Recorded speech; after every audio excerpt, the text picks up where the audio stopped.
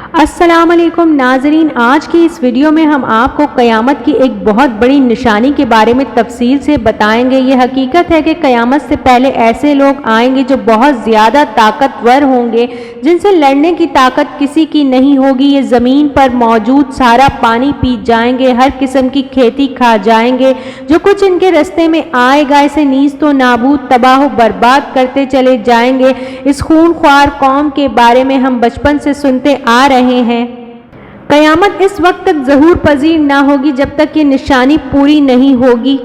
یہ نشانی ہے یاجوج ماجوج۔ آپ نے یاجوج ماجوج کے بارے میں سنا ہی ہوگا، لیکن آج کی جو معلومات ہم آپ کو فراہم کریں گے آپ نے پہلے کبھی نہیں سنی ہوگی۔ اللہ تعالیٰ نے سورہ کہف، سورہ انبیاء میں بھی اس قوم کے بارے میں بہت سے انکشافات کیے ہیں۔ آج کی اس ویڈیو میں ہم آپ کو یاجوج ماجوج کے بہت سارے حیران کن حقائق بتائیں گے۔ یاجوج ماجوج کون ہیں، کہاں رہتے ہیں، کیسے دکھتے ہیں، کب آئیں گے اور بہت کچھ۔ ناظرین محترم، دنیا میں کل 4 ایسے بادشاہ گزرے ہیں جنہوں نے اپنے وقت میں پوری دنیا پر حکومت کی۔ پوری دنیا پر ان کی حکومت تھی، جن میں سے 2 مسلمان تھے اور 2 کافروں میں سے تھے۔ کافروں میں نمرود اور بخت نصر، جبکہ مسلمانوں میں حضرت سلیمان علیہ السلام اور ذوالقرنین تھے۔ ذوالقرنین کا نام سکندر ہے۔ یہ حضرت سام بن نوح علیہ السلام کی اولاد میں سے تھے۔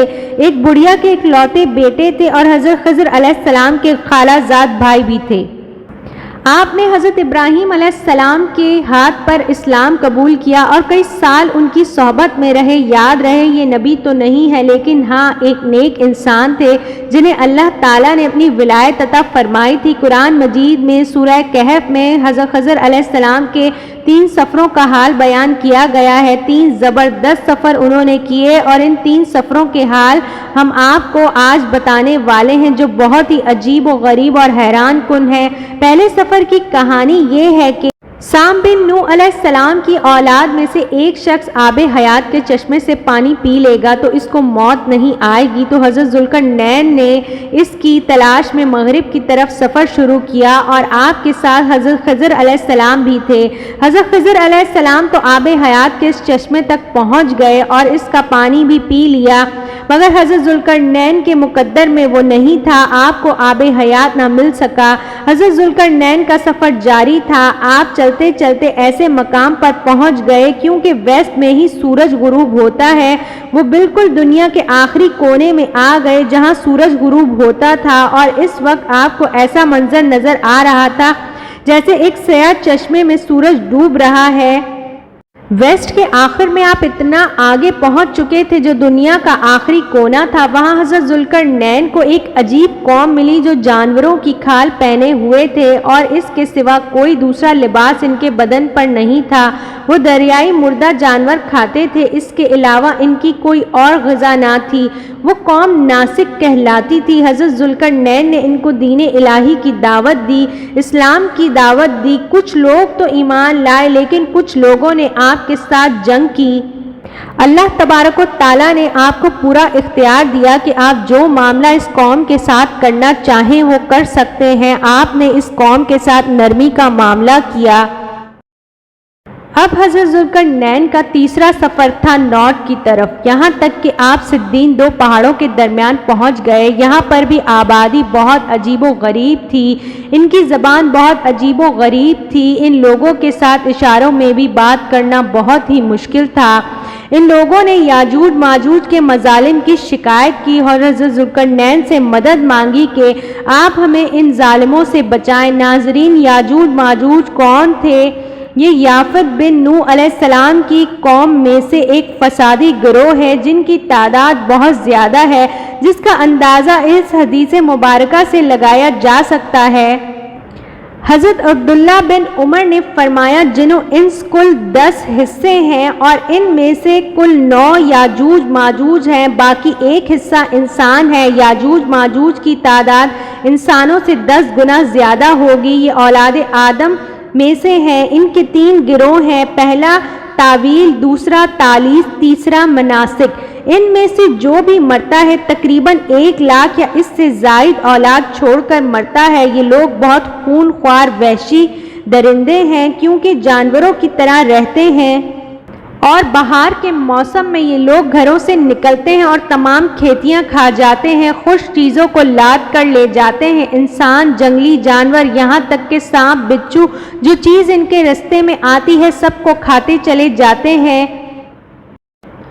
جب حضرت ذوالقرنین سے لوگوں نے فریاد کی کہ آپ ہمیں یاجوج ماجوج کے مظالم سے بچائیں، چاہے اس کے بدلے میں جو بھی ہمارے پاس ہے وہ سب کچھ لے لیں، حضرت ذوالقرنین نے کہا میرے پاس اللہ کا دیا ہوا بہت کچھ ہے، مجھے کسی چیز کی ضرورت نہیں ہے، لیکن تم میری اپنی جسمانی محنت کے ذریعے مدد کرو۔ آپ نے کمال کیا کیا، ان دونوں پہاڑوں کے درمیان آپ نے بہت بڑی گہری بنیاد کھدوائی، اتنا گہرا کھدوایا اس کو کہ اس میں سے پانی نکل آیا، اور پھر آپ نے اس میں پگھلائے ہوئے تانبے سگھار کے پتھر جمائے اور لوہے کے تخت نیچے اور اوپر لگا کر ان کے درمیان کوئلہ بھروایا اور اس میں لکڑیاں ڈال کر آگ لگا دی، یعنی ایک بلند و مضبوط دیوار پہاڑ جیسی بنا ڈالی۔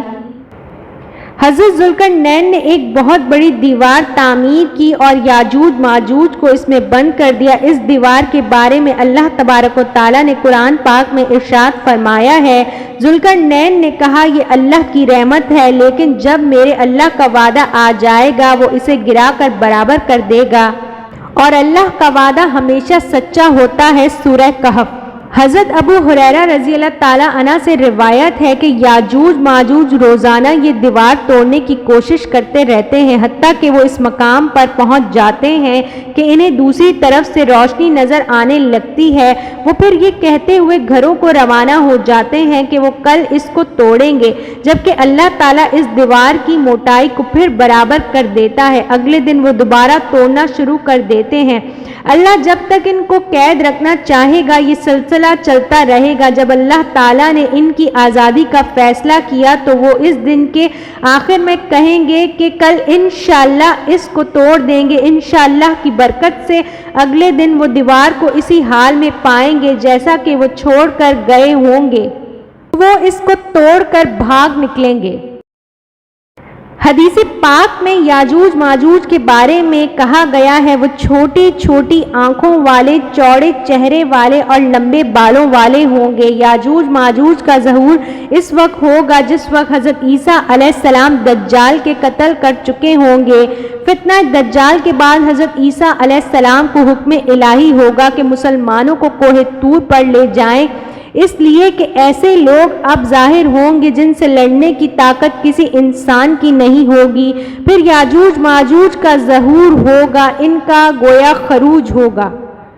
ناظرین، یاجوج ماجوج کے نکلنے پر دنیا میں عظیم فساد برپا ہو جائے گا، ان کا خروج نہایت خطرناک ہوگا۔ یہ تعداد میں اس قدر زیادہ ہوں گے کہ ان کا پہلا گروہ بحیرہ طبریہ سے گزرے گا جس کی لمبائی 10 میل، اس کا سارا پانی پی جائیں گے۔ وہ اسے دیکھ کر کہیں گے کہ یہاں پر کبھی پانی ہی نہ تھا۔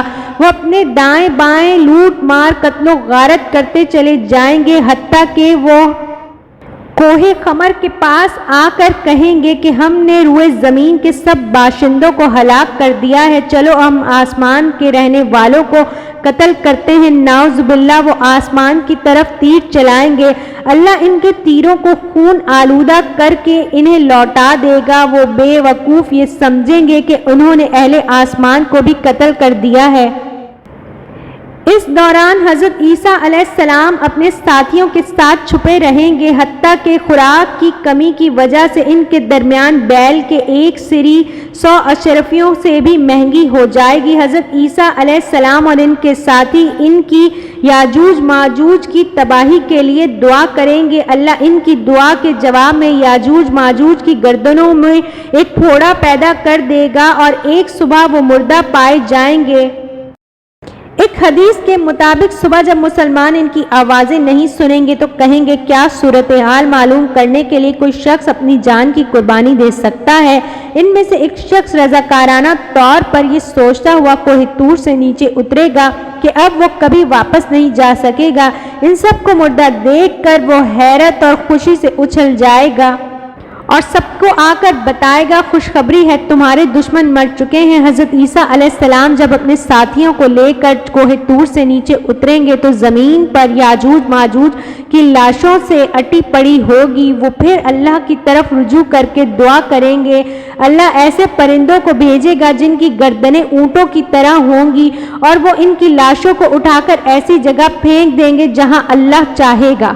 کے بعد اللہ تبارک و تعالیٰ موسلادھار بارش بھیجے گا اور اس زمین کو صاف ستھرا کر دے گا اور انتہائی سرسبز و شاداب ہو جائے گی۔ یاجوج ماجوج کے مرنے کے بعد زمین امن و سکون سے بھر دی جائے گی۔ اس کی نعمتیں اس قدر زیادہ ہوں گی کہ روایتوں میں آتا ہے کہ ان کے مرنے کے بعد بارش اتنی زیادہ ہوگی کہ زمین برابر ہو جائے گی اور زمین کو حکم ہوگا کہ اپنے پھلوں کو اگل دے اور اپنی برکتوں کو اگل دے، اور آسمان کو حکم ہوگا کہ اپنی برکتیں انڈیل دے۔ تو برکت کا یہ عالم ہوگا کہ ایک انار کو ایک گروہ کھا سکے گا، ہر چیز میں برکت آ جائے گی۔ ناظرین، یاجوج ماجوج کے مکمل واقعے سے ایک بات سوچنے کو ملتی ہے کہ زمین میں قتل و غارت، فساد و فتنہ پھیلانے والوں کا انجام ہلاکت اور تباہی ہی ہوتا ہے۔ اللہ تعالیٰ ظالموں کو ایک دفعہ میں ہی ہلاک کرنے پر قادر ہے، لیکن وہ انہیں بار بار توبہ کا موقع فراہم کرتا ہے تاکہ وہ جہنم سے نجات حاصل کر سکیں۔ آج میں اللہ تبارک و تعالیٰ سے دعا کرتی ہوں کہ اللہ تعالیٰ ہمیں نیک اعمال کرنے اور برائی سے بچنے کی ہمت و طاقت عطا فرمائے۔ آمین ثم آمین یا رب العالمین۔